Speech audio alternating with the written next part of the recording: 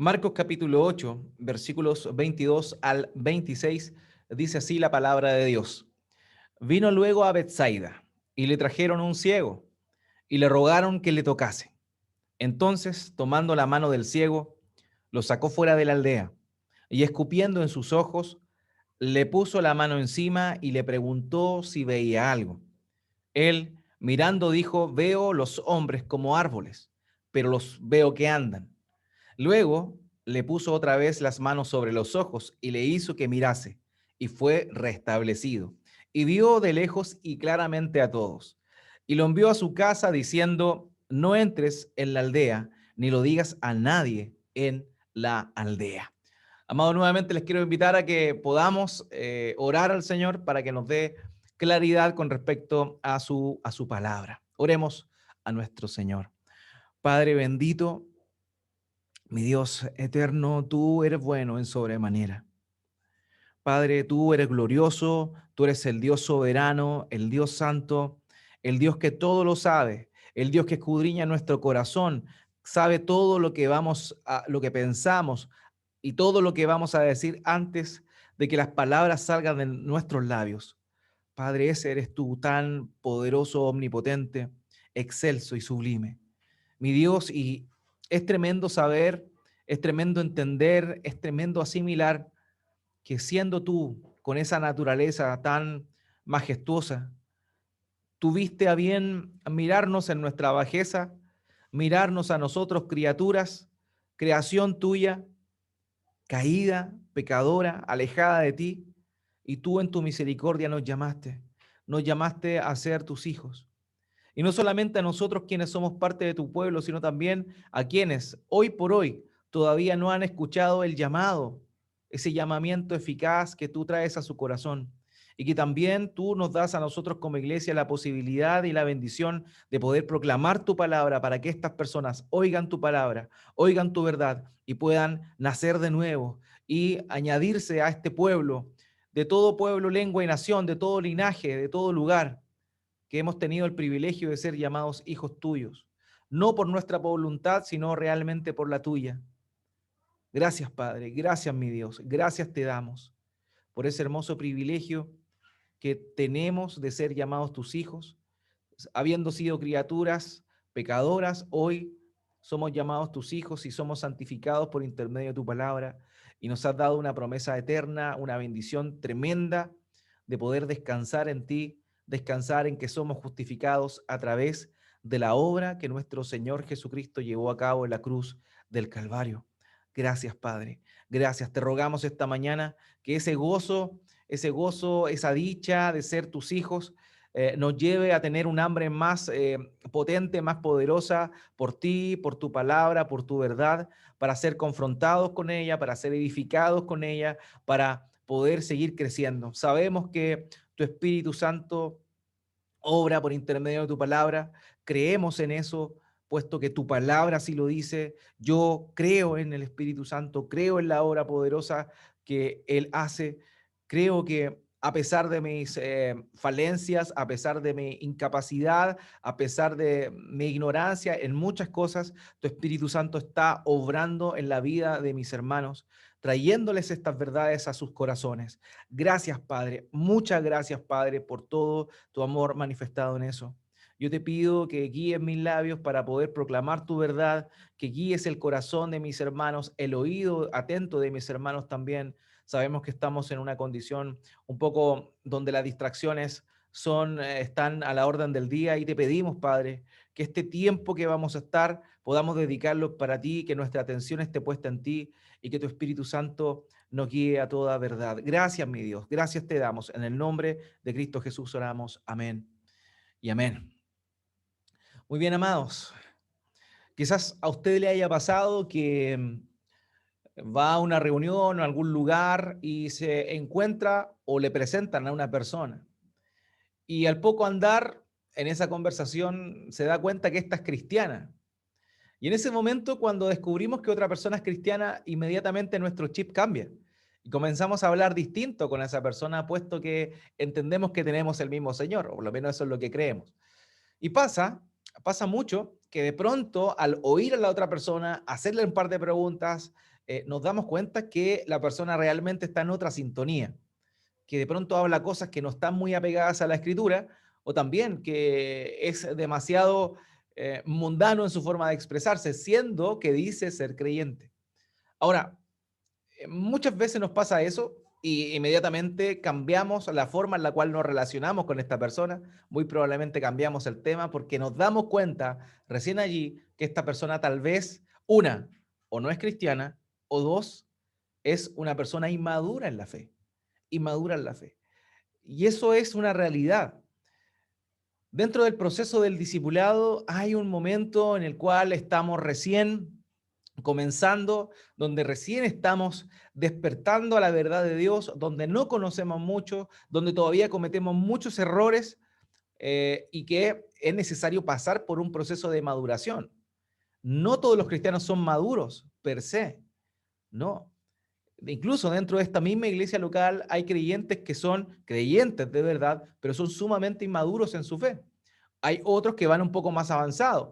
Ninguno de nosotros puede decir que es una obra perfecta. Ni siquiera el mismo apóstol Pablo dice que él no creía que lo hubiese alcanzado, refiriéndose a la madurez. Lo cierto es que estamos en un proceso continuo hacia la madurez en Cristo, pero nos encontramos también con creyentes que están en una etapa muy, pero muy temprana. Y por eso es importante el tema de la madurez. Amados, tenemos que anhelar ser maduros en la fe. Debemos anhelar ya no tomar la leche como los bebés, sino pasar una vianda a un alimento mucho más sólido, como dice el escritor de Hebreos. Debemos pasar de ese nivel infantil espiritual a ser maduros espiritualmente hablando. Por esa razón es que uno de los requisitos para ser anciano, descritos por Pablo, tanto a Timoteo como a Tito, son que no sea un neófito.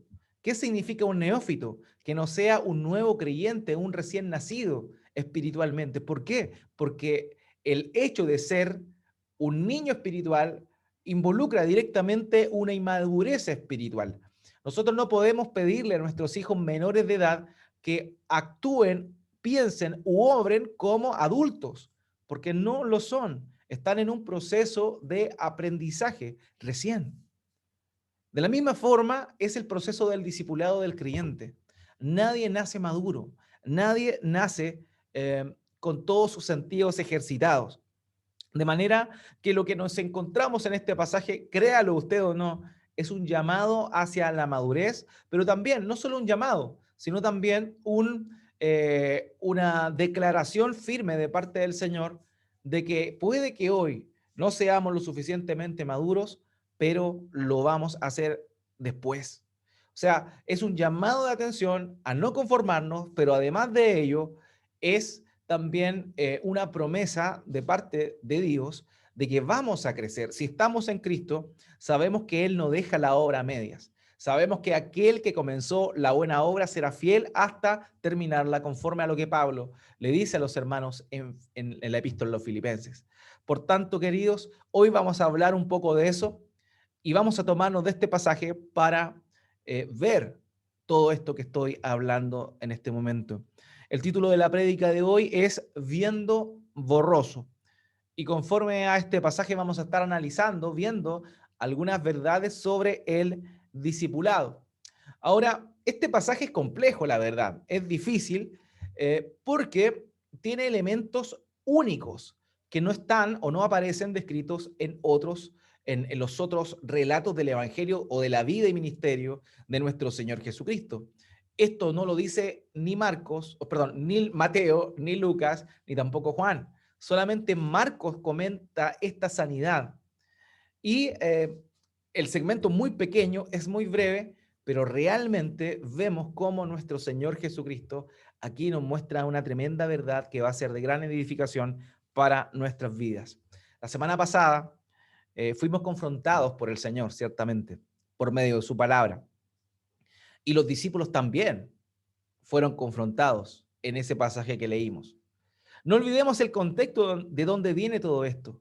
Y ese contexto es el que nos va a ayudar a comprender de una manera correcta este pequeño, breve pasaje, puesto que es como un intertanto, es como un intermedio este pasaje, este relato, que ciertamente fue verídico, ocurrió, es histórico, pero que sirve como un puente para pasar a lo que viene en el siguiente segmento. No olvidemos que hablamos hace unas semanas atrás, vimos cómo nuestro Señor, estando en una tierra gentil, alimentó a más de 4.000 personas, simplemente con siete panes y algunos pececillos. Y los alimentó y trajo gran provisión a ellos, un milagro tremendo que obviamente manifestaba su poder, manifestaba que Él era aquel que alimentaba en el desierto, haciendo una alusión también a lo que Dios hizo con su pueblo cuando lo sacó al desierto, luego de haber tenido lugar el éxodo. Entonces vemos toda esta riqueza que el Señor está haciendo y que está apuntando hacia lo que sucedió en el pasado. Nuestro Señor alimentando a los 4.000 en el desierto es una imagen de cómo Dios sacó a su pueblo de Egipto y lo alimentó durante ese periodo en el desierto. Pero luego de eso, vimos que Él llegó a otro lugar, ya a la tierra de, perdón, a la tierra que estaba dentro de los contornos judíos. ¿Y qué es lo que sucede ahí? Se encuentra nuevamente con los enemigos de Él, los fariseos, estos críticos, estos religiosos que continuamente estaban molestando al Señor, probando al Señor, retando al Señor. Y en ese momento no olvidemos que ellos piden una señal del cielo. Y esto era increíble, cómo recién el Señor había alimentado a más de 4.000 personas simplemente con 7 panes y algunos pececillos, y ellos querían ver una señal del cielo, una señal que apuntaba al Mesías. Ahora, cuando sucede eso, el Señor se entristeció en su corazón, pero también obviamente tomó una acción y los dejó hablando solos, los dejó y se fue. Estando en la barca, estando en la barca, comienza a advertirle a sus discípulos que tuviesen cuidado con la levadura de los fariseos y de Herodes. Hablamos de ello la semana pasada y vimos cómo es que estos dos grupos que menciona aquí, los fariseos y Herodes, representan la religiosidad y el liberalismo o el libertinaje respectivamente. Vimos cómo los fariseos eran ultra religiosos y cómo Herodes era un liberal que no le importaba nada. Y el Señor Jesucristo le dice a sus discípulos que tengan cuidado con eso, que tengan cuidado con la levadura, con la influencia que los religiosos y también Herodes podían tener sobre sus vidas. Pero en ese momento vimos que los discípulos no entendieron nada. Los discípulos no entendieron nada, ¿por qué? No entendieron nada porque eran inmaduros en la fe. Cuando el Señor les dice tengan cuidado con la levadura de los fariseos y de Herodes, ellos inmediatamente lo que se les viene a la mente es que luego de haber alimentado a toda esa multitud no trajeron pan con ellos y solamente llevaban un pan en la barca. Eso nos habla de la inmadurez espiritual de los discípulos en ese momento. Eso nos habla de el no poder ver más allá, el no poder entender las palabras del Señor. Y ese es el contexto en el cual viene esto. El Señor increpa y les dice a sus discípulos que ellos, acaso teniendo ojos, y no te viene esto, teniendo ojos no pueden ver y teniendo oídos no pueden oír, haciendo una alusión a aquellos pasajes del Antiguo Testamento, particularmente del libro del profeta Isaías, donde el Señor confrontaba a su pueblo por no obedecerle y por no seguir su verdad. Y vemos cómo el Señor le dice, ¿acaso son tardos para oír, para entender? ¿Acaso tienen su corazón endurecido? Y esa era la situación en la cual los discípulos estaban y fuimos confrontados nosotros por ello. Pero luego viene esta situación que acabamos de leer ahora. Ellos llegan a un pueblo llamado Betsaida, un lugar donde ya habían estado anteriormente. Este se encontraba situado en la orilla noreste del mar de Galilea. Esta era la ciudad natal de algunos de los discípulos de nuestro Señor Jesucristo. De ahí eran Pedro, Andrés y también Felipe. Ellos eran oriundos de la ciudad de Betsaida. Betsaida, el nombre de esa ciudad significa la casa de la pesca. Tristemente, para el Señor Jesucristo no fue un lugar donde pudo pescar muchas almas. Y eso lo vamos a ver al final de este pasaje cuando hablemos de lo que hace nuestro Señor Jesucristo cuando luego de haber sanado a este hombre ciego. La ciudad de Bethsaida era un lugar donde reinaba, donde imperaba la incredulidad. Ahora, siguiendo con el relato que estamos analizando, nos encontramos con que nuevamente personas anónimas llevan a este hombre ciego donde el Señor Jesucristo. Algo que es común en el relato de Marcos es mostrarnos cómo personas anónimas llevan a los pies de Cristo a personas que están sumamente necesitadas. Y eso nos vuelve a recordar una gran verdad que ya habíamos visto, pero que siempre es bueno recordar. Amados, tenemos que llevar a los necesitados hacia donde está nuestro Señor Jesucristo. Si tú conoces a alguien en necesidad, llévalo a donde está Cristo. Y con esto no solo me refiero a una necesidad económica, a una necesidad de salud, puesto que está bajo una enfermedad o una necesidad de salud mental. No, me estoy refiriendo a que toda persona se encuentra en una gran necesidad. Toda persona que está sin Cristo tiene una gran necesidad en su corazón. Tiene una gran necesidad en su vida. Y su eternidad está en juego. Por tanto, esto nuevamente nos vuelve a recordar la responsabilidad que tenemos como hijos de Dios de poder llevar a aquellas personas que se encuentran necesitadas ante los pies de nuestro Señor Jesucristo. Así que, amados, estas personas eran anónimas, nuevamente anónimos, llevan a Cristo, a los pies de Cristo, una persona en necesidad. Tú y yo debemos ser esas personas anónimas que tal vez no van a ser reconocidas, pero que por medio de la oración y por medio de la acción llevan a las personas que se encuentran en gran necesidad espiritual, muertas en sus delitos y pecados, necesitadas completamente hacia dónde está nuestro Señor Jesucristo. Fíjense, el versículo 22 dice el texto acá: llegaron a Bethsaida y trajeron a Jesús a un ciego y le rogaron que le tocara. Sin duda, queridos, los ciegos eran personas necesitadas. Quienes sufrían ceguera estaban totalmente indefensos y tenían que dedicarse de forma exclusiva a mendigar. Es decir, todo lo que ellos podían tener era producto de mendigar en la calle, de mendigar a las personas, que tal vez muchas de ellas eran un poquito menos pobres, o sea, un poquito menos pobres que ellos. Pero imagínense la situación. Las enfermedades a la visión en ese tiempo eran muy comunes, eran muy comunes. La gente no tenía el cuidado con respecto al aseo que nosotros tenemos hoy. Es muy común que de pronto a nuestros hijos aparecen lagañas y muchas lagañas y nosotros lo asociamos inmediatamente con una infección. Y lo primero que hacemos es curar y quitar esas lagañas. Pero en ese tiempo no existía el conocimiento de esa norma sanitaria, llamémoslo así, de ese elemento de asepsia. ¿Y qué sucedía? La gente se quedaba con estas costras en los ojos, se empezaban a infectar y los mosquitos les seguían y finalmente terminaban perdiendo la visión producto de bacterias que entraban y literalmente le comían los ojos. Era muy común la ceguera en ese entonces, pero también la condición en la cual dejaba a esta gente que padecía esa enfermedad era realmente lamentable. También la ceguera, tipológicamente o analógicamente, era considerada como una maldición de Dios. No olvidemos todas las similitudes que hay en el Antiguo Testamento, todos los llamados de atención, todos los retos y reclamos de Dios hacia un pueblo que era ciego. O sea, la ceguera para muchos era la representación visual de una ceguera espiritual. Y por las demás personas, sobre todo por los religiosos, quienes padecían de ceguera eran considerados malditos. Ahora bien, la petición de esa gente era sencilla. Ellos le pidieron que le tocara. Que le tocara. Señor, tócalo. ¿Y por qué que le tocara? En ese tiempo la gente entendía que cuando alguien con un poder superior tocaba a una persona tenía gran posibilidad de ser sanada. Por esa razón, lo que ellos le piden es que le toque. Ahora, ¿cómo respondió nuestro Señor Jesucristo? Y esto es tremendo, hermanos.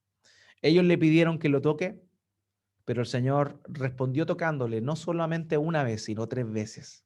Y el texto acá nos cuenta precisamente cómo fue que el Señor le tocó 3 veces. La primera vez que lo hizo fue cuando le tomó de la mano y lo sacó de la aldea. Ahí ya lo tocó por primera vez. La segunda vez que lo tocó fue cuando, escupiendo en sus ojos, tomó su cabeza, y con ambas manos lo tocó. Finalmente, vemos que luego de que la sanidad no haya sido completa en esa primera etapa, nuevamente tocó a este hombre, le tocó los ojos y finalmente quedó sano. El Señor Jesucristo nos muestra aquí cómo es que Él responde la petición de quienes le piden. Hermanos, es tan importante esto. Esto es un principio tan básico dentro de la fe, del pedir a Dios. Ahora bien, claro está que debemos pedir conforme a su voluntad. Y cuando pedimos cosas que están conforme a su voluntad, Él nos la va a dar, y eso es claro.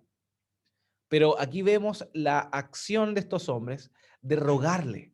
¿Saben lo que significa rogarle? Significa suplicarle. Nosotros cuando nos dirigimos a Dios con súplica en nuestro corazón es cuando realmente estamos angustiados y entregados a la voluntad de Dios, entregados a su voluntad, esperando que Él tenga a bien darnos ese favor que pedimos. Ahora, yo sé que un cristiano relativamente maduro no va a pedir para sus propios deleites, no va a pedir cosas que están de más, sino que va a pedir aquello que necesita, aquello que requiere. Y Dios oye ese ruego. Porque tú cuando te diriges a Dios para pedirle por algo intrascendente, no lo haces rogando, simplemente lo haces pidiendo. Pero alguien que ruega a Dios es alguien que Dios escucha. Quien ruega a Dios es escuchado por Dios, porque lo hace con una disposición del corazón, atento a la voluntad de Dios, y también lo hace con un deseo de dependencia de aquel que le puede responder. En este caso vemos cómo es que el Señor Jesucristo respondió al ruego de estas personas no solamente una vez, sino tres veces. Amados míos, qué importante y qué hermoso es esto que vemos acá de parte de nuestro Señor Jesucristo. Ahora bien, como les dije, este pasaje es bastante complejo porque lo que aparece aquí exclusivamente sale descrito en Marcos y en ningún otro lugar. Y quizá una de las causas por las cuales no se mencionó es porque es el primer milagro que el Señor Jesucristo realiza en 2 etapas.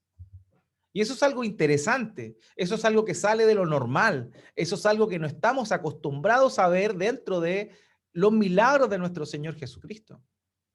La verdad es que este milagro nos llama profundamente la atención, puesto que fue hecho en dos etapas que nos llevan a la meditación, a la reflexión. ¿Por qué pues, sucedió eso? Acompáñame al versículo 23. Entonces, tomando la mano del ciego, le sacó fuera de la aldea y escupiendo en sus ojos, le puso las manos encima y le preguntó si veía algo. Es interesante esto. Esto es lo primero que el Señor hace. Ahora, bien, es curioso nuevamente porque emplea un elemento muy escaso dentro de los milagros del Señor, que fue el escupir.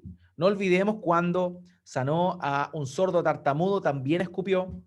Cuando en Juan también aparece un milagro donde escupió a un ciego también, pero en esta oportunidad no le escupió los ojos, sino que hizo barro y lo pasó por los ojos. Y esta es otra oportunidad que estamos viendo ahora donde el Señor ocupa la saliva.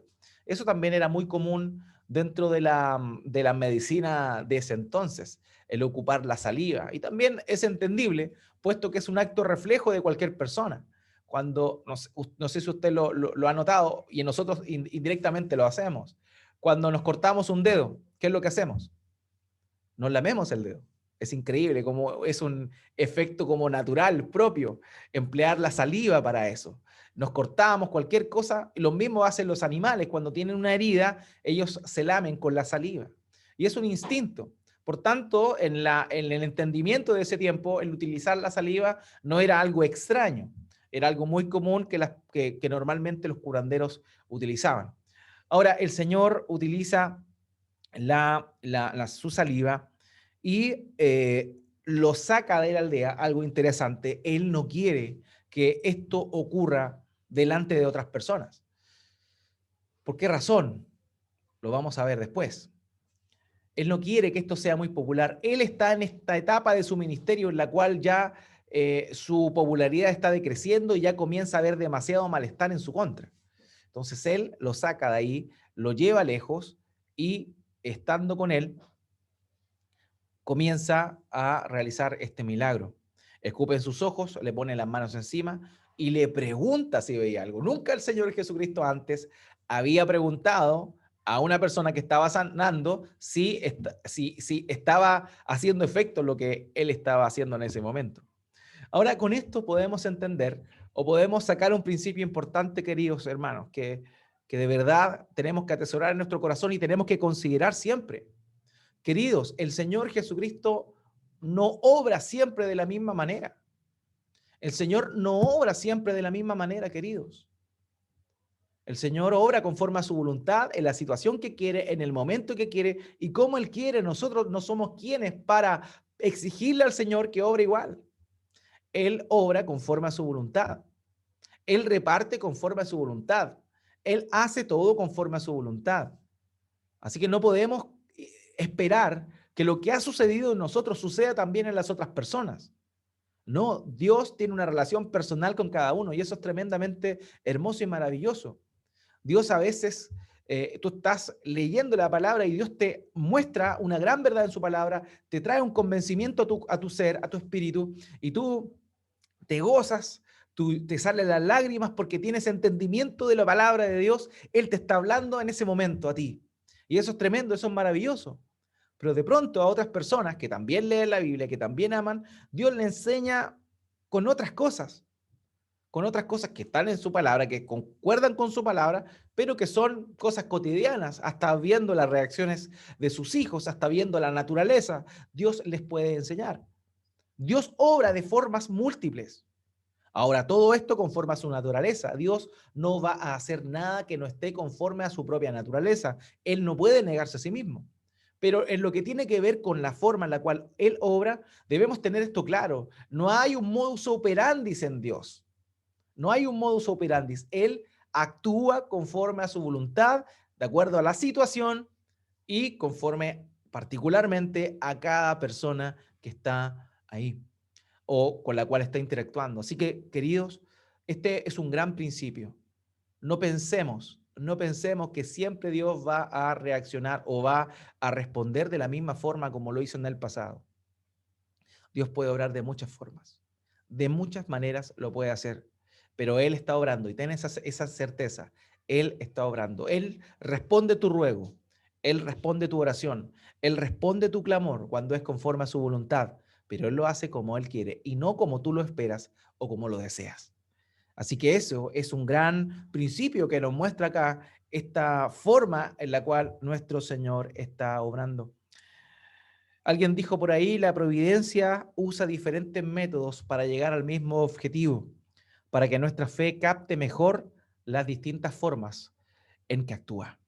Dios obra de muchas formas, de muchas maneras. Ahora, cuando nos encontramos con este milagro, nos llama, como les dije, la atención el hecho de que lo haya realizado en 2 etapas. Y aquí son muchos los falsos maestros que se toman de esto para decir que como el Señor Jesucristo sanó en 2 etapas, muchas veces sus milagros, estoy hablando de falsos apóstoles, de falsos pastores, de falsos maestros, falsos sanadores, de curanderos que se las dan de milagreros, que andan prometiendo a la gente realizar milagros y cuando estos no ocurren le echan la culpa a la falta de fe de la persona. O también dicen, bueno, esto ya fue una primera etapa de la sanación, pero va a seguir más adelante y Dios va a visitarla y dejan a la persona ahí stand-by como esperando que pase el milagro que ellos declararon. Hay mucha gente así, hay muchos falsos ministros del evangelio prometiendo eso y que a la hora de justificarse toman este pasaje, por ejemplo, para decir, bueno, el Señor Jesucristo también obró milagros en etapas. Ahora, esta es una muy mala excusa. Es una mala excusa que utilizan estas personas. ¿Por qué? Porque el Señor Jesucristo no dejó el milagro a medias. Ciertamente podemos ver la presencia de 2 etapas. Hay una etapa donde le pregunta, ¿puedes ver a este hombre? Y este hombre le responde, veo a hombres, pero los veo como árboles. O sea, pudo ver, pero no, su visión ya no era una visión perfecta como la que tenemos nosotros, bueno, o algunos de nosotros. Lo cierto es que vemos acá cómo es que el Señor obra en dos etapas, pero el milagro es en el mismo momento. Él no le dice, ándate a tu casa, sigue orando y la sanidad va a llegar. No, en el mismo momento. Él obra, el Señor obró en dos etapas, pero en la misma situación. Ahora la pregunta que se nos viene a la mente, ¿por qué razón el Señor hizo eso? ¿Por qué razón Él obró en dos etapas? ¿Por cuál fue el motivo? ¿Cuál fue el motivo que lo llevó a Él a hacer eso? Y eso es lo que vamos a ver a continuación.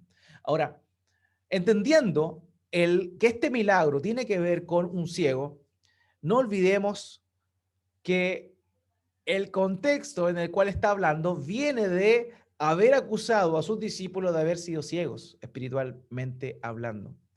De manera que cuando llega acá y se encuentra con este ciego, el Señor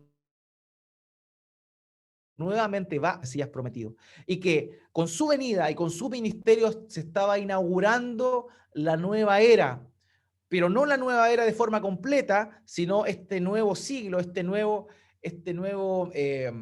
dispensación donde la gracia de Dios estaría presente junto con el ser humano. El Señor Jesucristo cuando vino, comenzó anunciando, al igual que Juan, arrepiéntase porque el reino de los cielos se ha acercado. El reino de los cielos se acercó porque Cristo vino. Y cuando Cristo vino, el reino de Dios se acercó primeramente de una forma no completa, pero que ya se va a manifestar plenamente en su segunda venida. Ahora esto es relevante, ¿por qué? Porque con la venida del Señor se comienzan a manifestar todas aquellas promesas mesiánicas que se habían hecho en la antigüedad. Y el Antiguo Testamento dice y certifica que aquel enviado de Dios iba a abrir los ojos a los ciegos.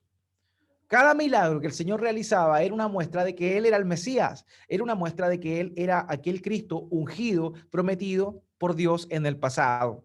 En Isaías capítulo 28, versículo 19, dice, en aquel día los sordos oirán las palabras de un libro, y desde la oscuridad y las tinieblas los ojos de los ciegos verán. O sea, hay una promesa clara en el Antiguo Testamento de que cuando viniera el día en el cual se manifestara el Hijo de Dios, el Mesías prometido, los ojos de los ciegos serían abiertos. Isaías 35, del 4 al 5. Digan a los de corazón tímido, esfuércense, no teman, pues su Dios viene con venganza. La retribución vendrá, él mismo los salvará. Entonces se abrirán los ojos de los ciegos y los oídos de los sordos se destaparán. Aquí vemos cómo es que el Señor comienza con estas señales, con estos prodigios, con estos milagros, a sellar su llamado mesiánico. El Salmo 146, 8, de la misma manera dice esto: el Señor abre los ojos de los ciegos, el Señor levanta a los caídos, el Señor ama a los justos. Por tanto, Él a la hora de abrir los ojos a los ciegos estaba proclamando que era el Señor, que era Dios, Dios hombre. Finalmente, otro pasaje, otro texto que en el Antiguo Testamento nos lleva y certifica a aquel que abre los ojos a los ciegos como el Mesías es el que aparece en Isaías capítulo 42, versículo 7. Isaías 42, 7 dice, para que abras los ojos a los ciegos, para que saques de la cárcel a los presos y de la prisión a los que moran en tinieblas. De manera que lo que hace el Señor Jesucristo sanando a este ciego es mostrarle que Él era el Mesías, ratificándolo una vez más. A sus discípulos principalmente, pero también a todos aquellos que eran testigos de estos milagros asombrosos que el Señor Jesucristo realizaba. Ahora, sabiendo que el Señor sana a este hombre, sabiendo que Él lo sana de esta ceguera para confirmar que Él era el Mesías, volvemos a la pregunta, ¿por qué razón lo hizo en dos etapas? Y es interesante esto porque la respuesta más propia o más plausible la podemos sacar del contexto, como les comenté delante. El Señor increpó a sus discípulos y les llamó ciegos, ciegos. Nuevamente, en este pasaje habla de ciegos, habla de gente que le falta el entendimiento. porque ciertamente a los discípulos les faltó el entendimiento cuando fueron preguntados por el tema del pan y de la levadura de los fariseos y de Herodes. Pero este pasaje es un puente, porque en la próxima sección, el Señor Jesucristo les va a preguntar a sus discípulos, ¿quiénes soy yo? Y el Espíritu de Dios, el Padre, por intermedio de su Espíritu, le testifica a Pedro que Él es el Cristo, el Hijo del Dios viviente. Entonces vemos cómo es que ese mismo Pedro, que no entendió qué significaba la levadura de los fariseos, sus ojos van a ser abiertos y su entendimiento va a ser clarificado para que finalmente concluya que Cristo es el Hijo de Dios. Entonces lo que vemos acá, esta acción, esta sanidad en 2 etapas, no es otra cosa que una parábola viviente, una enseñanza a sus discípulos del estado en el cual ellos se encontraban en ese momento de ceguera y también en el estado que estarían posteriormente.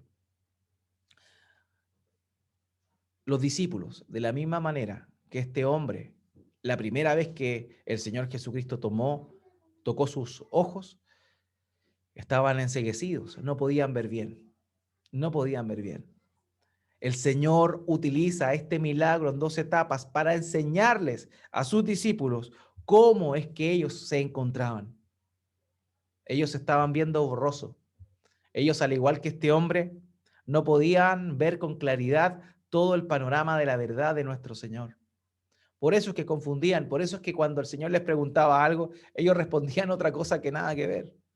¿Por qué? Porque sus ojos estaban abiertos, podían ver, pero no podían ver con precisión. Sus ojos estaban nublados. Y el Señor emplea esta parábola viviente en la vida, más bien en el milagro de sanación para este ciego, para poder darles a conocer la condición en la cual ellos se encontraban. Amados, los discípulos eran como este hombre. Luego del primer toque solamente podían ver borrosamente. Ahora eso nos muestra el estado de inmadurez que les comenté en un principio. Muchas veces nosotros nos encontramos también como los discípulos. Muchas veces creemos en Cristo, estamos en la fe, pero nos conformamos con ver borroso. Nos conformamos con saber algunas verdades, por creer que Cristo es el sanador, con que Él es el enviado de Dios, Él es el Hijo de Dios. Y eso para muchos de nosotros es lo suficiente. Para muchos de nosotros tal vez nos conforma eso. Tal vez asistir a la iglesia, oír un par de estudios y eso. Pero eso no es más que vivir o ver borrosamente. Ver como este hombre. Muchas veces los creyentes se encuentran en esa condición. El texto dice que cuando este hombre, el Señor le preguntó si veía, él responde y la forma griega muestra que él exclama de alegría. No reclama que no puede ver perfectamente. Él dice, oh, veo hombres, pero los veo como árboles que se mueven. Entonces, uno pudiese decir, está reclamando porque no está viendo bien. No, él estaba feliz, él estaba gozoso de poder ahora ver con sus ojos y poder ver algo, aunque no hubiese sido perfecto, aunque no hubiese sido claro. Muchas veces nosotros estamos como ese hombre. Nos contentamos con ver borroso. Nos contentamos con esto nomás. ¿Para qué más? Con esto es suficiente. ¿Para qué más? ¿Para qué quiero conocer más de Dios? ¿Para qué quiero conocer más de su palabra? ¿Para qué quiero tener más comunión con Él? Esto me es suficiente. Con esto estoy bien. Hasta aquí nomás. ¿Para qué más? Pasar más allá sería ser fanático. Pasar más allá sería entrar a algo irracional. Yo no quiero que me consideren como un religioso. Mucha gente piensa así. Yo no quiero que me vean como un fanático. Hasta aquí está bien. Veo algo, veo borroso, entiendo algunas cosas, pero es suficiente con eso. Querido, no. Ciertamente, hay etapas en tu vida en que vas a ver borroso, pero el anhelo de tu corazón debe ser llegar a que el Señor te permita ver con claridad, que el Señor te permita ver con plenitud y que puedas realmente disfrutar de todo lo que Él nos ha dado. de todo lo que Él nos ha mostrado en su palabra, de todo lo que Él nos ha prometido. Queridos, no nos conformemos solo con ver borroso. No estemos alegres por eso. No estemos alegres simplemente por el hecho de que podemos entender algunas cosas. Debemos sumergirnos, debemos ir mucho más allá. Como la visión de Ezequiel, tenemos que entrar a esa agua y que el agua nos llegue más allá de los tobillos, más allá de las rodillas, más allá del pecho, que nos inunde. Y que esa agua que corresponde al río de Dios, esa agua que corresponde a al conocer a Dios, a tener una relación con Él, nos inunda y nos dé un hambre desesperada por Él. No podemos conformarnos con ver borroso. Tenemos que humillarnos delante del Señor y permitir que Él nuevamente ponga su mano para que ahora sí podamos ver con claridad. Amados, no nos sorprendamos de cosas tan pocas. Está bien, siempre debemos sorprendernos de las cosas que Dios ha hecho, pero no debemos quedarnos solo con eso. La palabra de Dios dice que cosas que ojo no vio ni oído yo son aquellas que Dios ha preparado para quienes le aman.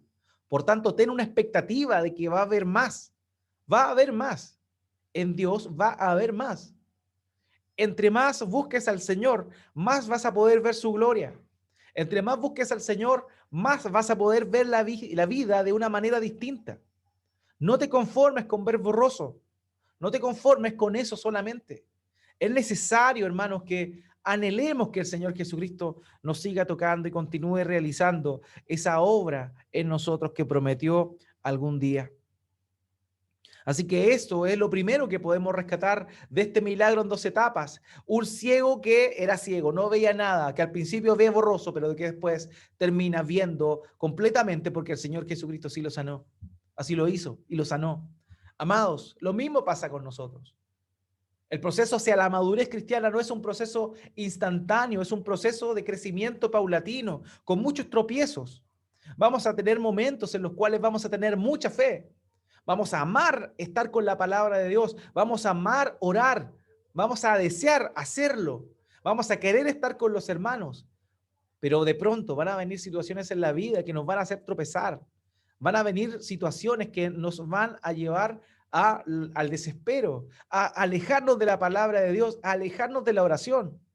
Eso es parte del proceso de la vida del creyente. Pero debemos anhelar salir prontamente de ese hoyo para poder seguir creciendo y poder seguir de la mano del Señor, viendo las maravillas que Él hace. Queridos, es necesario que sepamos, entendamos que nuestra vida espiritual, nuestra vida de discipulado en Cristo es un proceso paulatino. Somos inmaduros en un momento, pero ya llegaremos a la madurez.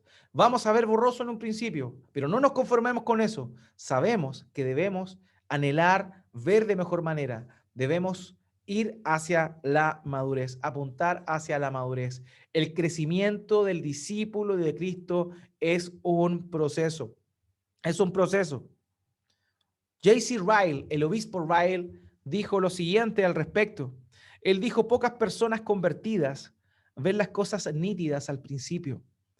Ven débilmente la naturaleza y proporción de las doctrinas, prácticas y ordenanzas del Evangelio y las entienden de manera imperfecta. Querido, puede que hoy día tú no entiendas todas las verdades de Dios. Puede que hoy día tú te sientas que te falta mucho por aprender, que estás recién comenzando. Perfecto, no te contentes solamente con eso. Anhela más, pero también espera más, porque hoy puede que no sepas, hoy puede que te falte, pero mañana, si sigues en Cristo, sigues fiel a Él, Él te va a dar más, Él te va a empujar hacia la búsqueda de Él. Él te va a ayudar. Hoy no entiendes ciertas cosas, mañana las vas a entender porque sigues de su mano tomado. Así que este es un llamamiento a la madurez, es un llamado a ir más allá, a no conformarse, pero también a tener esperanza de que el Señor Jesucristo nos tomará de su mano y comenzó esa obra y va a ser fiel hasta terminarla. Él no despidió a este ciego y lo mandó a su casa.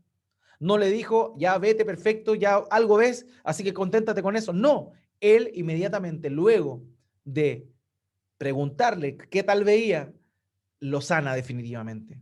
O sea, Él termina lo que empieza. Jesús no hace obras a medias. El Señor no va a hacer una obra media contigo, no va a hacer una obra media conmigo. El Señor nos va a llevar, pero para eso es necesario que estemos disponibles para Él, que estemos ahí, para que Él nos toque, para que Él nos abra los ojos. Si no estamos ahí, si no somos perseverantes, evidentemente esa madurez no va a llegar. No va a llegar. Hay momentos en los cuales vemos cosas y las vemos de manera imperfecta. El mismo apóstol Pablo dice, cuando yo era niño, vivía como niño, comía como niño, pero llega el momento en el cual ahora soy adulto y puedo ver las cosas como son. Hermanos, hoy vemos las realidades de Dios como por un espejo, como por rebote. No vemos la sustancia, vemos la imagen solamente.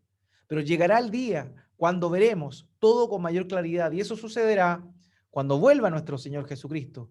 Pero en ese camino hacia allá vamos a ir madurando, vamos a ir creciendo. John Owen, el puritano, dijo lo siguiente: la gracia, eh, la diferencia, perdón, la gracia nos da una visión parcial de las cosas espirituales, pero la luz de la gloria nos dará una visión perfecta y completo entendimiento. Esta es la diferencia entre la visión que tenemos ahora y la visión que tendremos en la gloria. Hermanos, hoy vemos así, hoy no comprendemos muchas cosas, pero llegará el día donde nuestros ojos serán abiertos e iremos avanzando en esto. Así que tenemos que anhelar eso, debemos anhelar estar con el Señor, estar junto a Él para que Él nos vaya transformando y abriendo nuestros ojos para comprender. Eso es lo que el Señor Jesucristo le quería mostrar a sus discípulos con esta imagen vívida, con esta parábola viviente, esta enseñanza que les dio a sus discípulos de haber sanado a este hombre en dos etapas, mostrándole la condición en la cual estaban ellos en ese momento y en la cual estarían en el futuro. Por eso, hermanos, debemos saber que tenemos que ser transformados día a día. William Barclay, un comentarista, dijo lo siguiente: es gloriosamente cierto que una conversión repentina es una posibilidad de la gracia, pero es igualmente cierto que nos tenemos que convertir de nuevo todos los días. Amados, tenemos que estar dispuestos, disponibles todos los días para que el Señor abra nuestros ojos y podamos comprender esas realidades que Él nos quiere mostrar. Amados, luego de que Pedro no entendía nada de la enseñanza que el Señor le estaba dando con respecto a la levadura, pasa de un momento a otro a recibir una revelación del Padre, que es lo que veremos la próxima semana, Dios mediante, y testifica la verdad más gloriosa y que sostiene el Evangelio. Cristo, tú eres el Cristo, el Hijo del Dios viviente. Esa declaración que Pedro dio es el fundamento de la fe cristiana. Aquel que no entendió lo que el Señor dijo con respecto a la levadura en un momento, al poco tiempo, a los pocos días, llegó a testificar la verdad más grande que no se la reveló ni carne ni sangre, sino el Padre que está en los cielos. Amados, ese también es nuestro proceso de crecimiento. Ese también es nuestro proceso de crecimiento. Así que tenemos esperanza. Punto número 1, no nos conformemos con ver borroso. Punto número 2, tenemos esperanza. El Señor no hace obras a medias. Si Él comenzó la buena obra, va a ser fiel hasta concretarla. Así que ánimo, pero estemos ahí, seamos perseverantes, no nos alejemos del Señor. No esperes conocer más del Señor, amar más al Señor si estás alejado. No lo esperes, porque no va a ocurrir. Tienes que estar ahí presente. Ahora bien, el Señor, luego de haber hecho esto, habla con él nuevamente con este hombre. Y como todas las veces, normalmente el Señor quiere que guarden lo que se conoce como el secreto mesiánico. El Señor no quiere darse a conocer, pese a que ha hecho grandes milagros y la gente lo ha podido contemplar. Él siempre mantiene su llamado mesiánico de bajo perfil. Pero en esta oportunidad llama la atención. Manda a este hombre a que vaya, luego de sanarlo, pero le dice que no vaya a la aldea, sino que vaya directamente a su casa, directamente a su casa. Y aquí vemos el contraste tremendo entre la enseñanza que el Señor le da a sus discípulos y lo que le da a los incrédulos. Él no quería que este milagro fuese presenciado por la gente de Betsaida. No olvidemos que nos encontramos en Betsaida, la ciudad de origen, la ciudad natal de Pedro, Andrés y Felipe. Una ciudad cuyo nombre significaba casa de pesca, pero donde la incredulidad no había permitido que muchas personas siguieran a nuestro Señor Jesucristo. El motivo por el cual el Señor manda a este hombre a que vaya a su casa y que no pase por la aldea y que las personas lo puedan ver, es que esta aldea ya estaba condenada. Mateo capítulo 11, versículo 21. Ay de ti, Corazín, ay de ti, Betsaida, porque si los milagros que se hicieron en ustedes se hubiesen hecho en Tiro y en Sidón, hace tiempo que se hubieran arrepentido en silicio y ceniza. El Señor Jesucristo hizo varios milagros, realizó varias señales en la ciudad de Betsaida, esta ciudad portuaria donde mucha gente llegaba. Pero ellos no quisieron creer. Ellos no quisieron creer. Y por esa razón el Señor Jesucristo envía a este hombre a su casa. Y para que no vaya a la aldea y para que estos hombres no puedan ver ese milagro, porque ya sus corazones estaban cerrados, sus corazones estaban endurecidos. Y aquí vemos el contraste. El Señor Jesucristo le promete a sus discípulos inmaduros que irán a la madurez, que en ese momento no ven, pero que verán. Pero en contraste a ello, el Señor Jesucristo priva a los incrédulos, a los rebeldes, a los duros de corazón, de poder ver sus grandes señales, sus grandes milagros, sus grandes prodigios. Un autor dijo con respecto a este pasaje: al acompañar al hombre fuera de la ciudad y negarle la oportunidad de regresar y proclamar lo que sucedió, Jesús confirmó la permanencia de la incredulidad en Betsaida y del propio juicio divino. Queridos, si tú hoy día estás aquí escuchando esto, si tú no has seguido a Cristo, si tú viendo todo lo que Dios hace, todo lo que el Señor ha hecho, quizás en personas que conoces, quizás cómo se ha manifestado en tu vida, pero aún así tú no quieres creer, ten cuidado, porque si tu corazón está endurecido y no quieres arrepentirte, no quieres volverte a Él, el Señor bien puede dar la media vuelta y darte la espalda. No esperes llegar a ese punto. No esperes llegar al punto donde el Señor dice, ay de ti. Hoy es el día. Hoy es el día en el cual puedes arrepentirte de tus pecados. Hoy es el día en el cual puedes volver a Cristo. Hoy es el día en el cual puedes oír el mensaje del Evangelio y creer. Confiar en que el Señor Jesucristo es el Mesías. En que Él, Dios hombre, vino a este mundo y cargó la cruz para pagar por tus pecados. Porque déjame decirte algo, a ti que todavía no estás convencido. Todos van a dar cuentas de sus pecados.